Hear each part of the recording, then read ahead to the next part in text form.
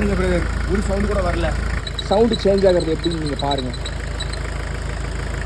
உங்கள் கார்லேயும் இந்த மாதிரி சவுண்டு கேட்டுச்சு அப்படின்னா அதை அரெஸ்ட் பண்ண ரொம்ப சிம்பிள். திறந்து பாருங்கள். ஃபஸ்ட்டு பானட்டை ஓப்பன் பண்ணிட்டு, இது நார்மலாக பைக்குக்கு காருக்கு எல்லாத்துக்குமே யூஸ் பண்ணலாம். இந்த லூப்ரிகண்ட்டை யூஸ் பண்ண போகிறோம் எங்கே அப்படின்னா இந்த டைமிங் பெல்ட்டில்.